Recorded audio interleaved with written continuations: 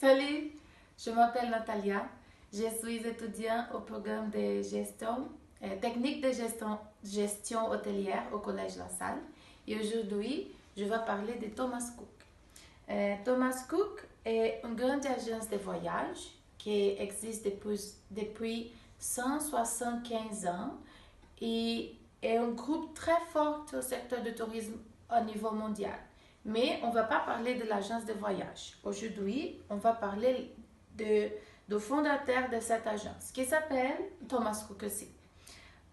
Il a beaucoup d'informations sur Thomas Cook sur le web, mais pour cette présentation, je vais garder les informations qui sont plus importantes pour mon domaine d'études, qui c'est l'hôtellerie. Donc, on va voir une petite biographie de sa vie, qu'est-ce qu'il a fait pour le secteur d'hôtellerie et pourquoi sa vie est intéressante pour moi. Allez-y. Qui est Thomas Cook? Thomas Cook est connu comme le père du tourisme. Il est né le 22 novembre 1808 à Derbyshire, au Royaume-Uni. Il est décédé le 18 juillet 1892 à Bergen, Norvège. Il était marié à Marianne Mason. Il avait un fils seul qui s'appelait John Mason Cook. Et Thomas Cook était autodidacte. Quand à l'âge de 10 ans, il a quitté l'école. Il a commencé à travailler comme assistant de fleuriste. Et à l'âge de 14 ans, Thomas Cook a travaillé comme menuisière. Il était aussi connu comme évangéliste, imprimeur et libraire. Et à l'âge de 32 ans, il a rentré au secteur du tourisme comme le premier opérateur de tourisme. Et voici la photo de Thomas Cook. Donc, en 1841, Thomas Cook a organisé le premier voyage en groupe du monde à un prix très faible, seulement 1 shilling, qui ça veut dire rien. Le voyage était à partir de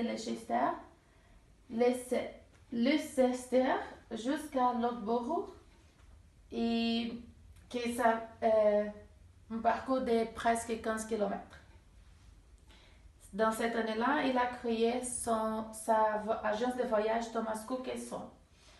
Et en 1845, il a organisé sa premier voyage afin de faire des profits à destination Liverpool, en train aussi, et avec 2 options, la première classe et la seconde classe. Il a fait aussi un guide pour ses voyages. En 1851, il a organisé un voyage au départ de York pour plus de 165 000 personnes vers la première exposition universelle de Londres. Et en 1855, il a organisé le premier circuit touristique à travers l'Europe pour les touristes britanniques. En 1863, il avait 1 million de clients. Et ici, on peut regarder une photo d'un des guides qu'il avait créé. Avec ses métiers d'imprimeur qu'il avait, c'était très facile pour lui de faire des publications. En 1868, il a lancé le premier coupon d'hôtel, les Cook Hotel Coupons. Et en 1874, il a créé l'ancêtre du chèque voyage. En 1872, il a organisé un voyage autour du monde qui couvrait 40 000 km en 222 jours, y compris la traversée de la Chine et de l'Indie. Et voici, on peut regarder la publicité produite pour Thomas Cook Tour à l'époque. Qu'est-ce que Thomas Cook a fait pour l'hôtellerie? À cause de la croissance de sa clientèle, Thomas Cook a fait des négociations avec ses amis hôteliers pour offrir aux clients des hébergements et des repas pour un prix moins cher. Ses amis de l'industrie hôtelière étaient heureux d'avoir des affaires avec lui. Donc, il pourra créer les Cook Hotel Coupons. Avec ces coupons, la vie de voyageur était facilitée quand il arrive aux hôtels. Il peut payer pour les nuits et pour les repas avec ces coupons au lieu d'utiliser de l'argent. Il avait aussi la possibilité d'avoir les séjours déjà payés avec ces coupons, comme les voyages prépayés. Ce sont donc les vouchers d'hôtel qu'on connaît aujourd'hui. La possibilité d'avoir des voyages prépayés agrandit aussi le nombre de personnes qui voyagent seules au lieu d'être dans les groupes. Avec les coupons, les clients sont reconnus comme envoyés par Thomas Cook, qui est en référence dans ces moments-là. Après 5 ans de lancement du Cook Hotel Coupon, il avait plus de 300 établissements du monde entier qui l'acceptent, représentant un demi-million de nuits d'hôtel.